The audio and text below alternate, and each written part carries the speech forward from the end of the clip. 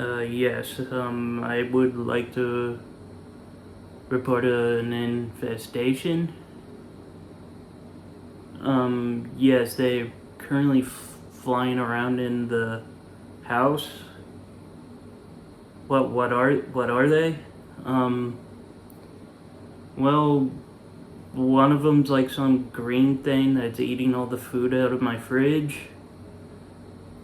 Another one, a group of them are multicolored, making weird noises, turn blue every now and then.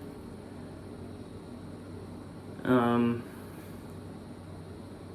and there's another one who every now and then keeps trying to make friends with everything it sees.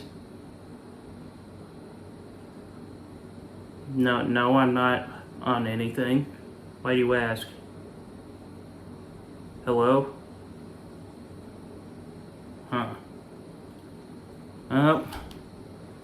Hello and welcome back to another session of Therapy and Panels.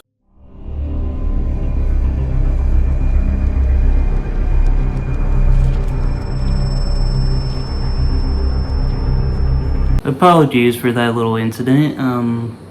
Turns out the other day while doing the cleaning, something apparently awoken a bunch of stuff that happened many years ago before I lived here, and now the place is infested with, well, I don't know what else to say other than ghosts. Based on his fascination with spirituality, Dan Aykroyd originally conceived the film as a project starring himself and John Belushi, in which they would venture through time and space battling supernatural threats. After Belushi's death in 1982 and the conception deemed financially impractical, Harold Ramis was hired to help rewrite the script to set it in New York and make it more realistic. It became the first comedy film to employ expensive special effects, and at first Columbia Pictures was concerned due to the high $25 to $30 million budget, so they had very little faith in its box office potential.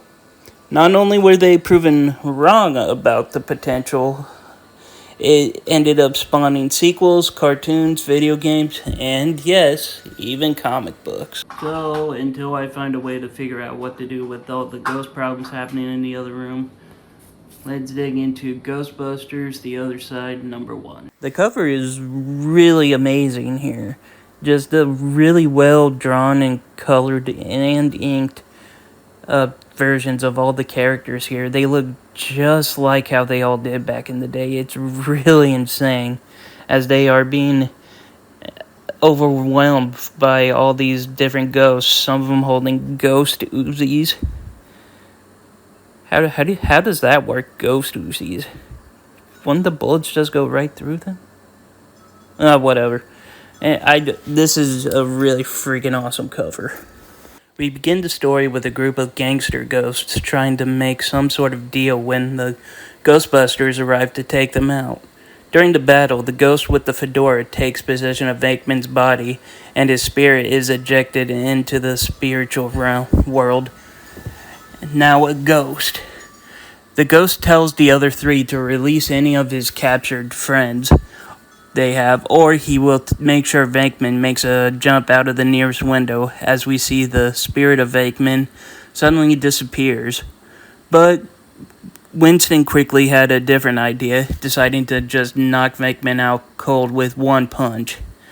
And having no other choice, the ghost leaves Venkman's body and manages to escape before the group can capture it. So they attend to Venkman. They return to their headquarters and run tests on him, and it appears that his body is still alive, but his spirit is gone, leaving Venkman as just an empty shell currently.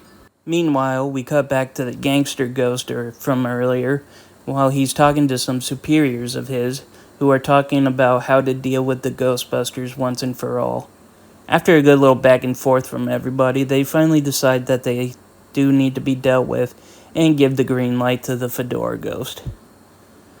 Back at the headquarters, Egon and the others, after doing some good research, realized that Venkman's body, since it was still alive at the time, his spirit was sent off into limbo since it had nowhere else to go.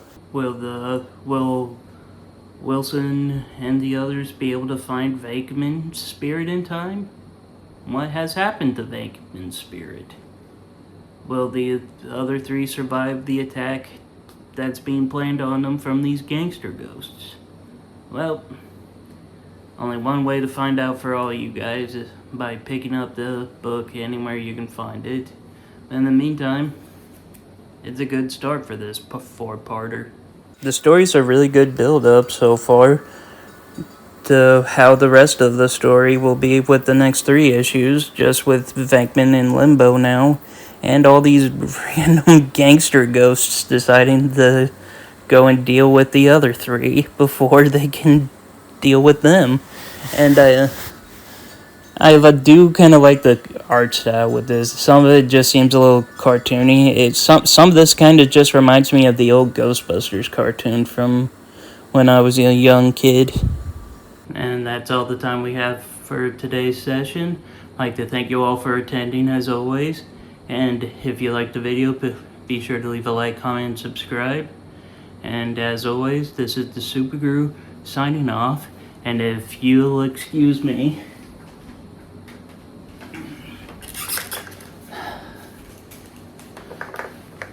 I got some ghosts to vacuum up.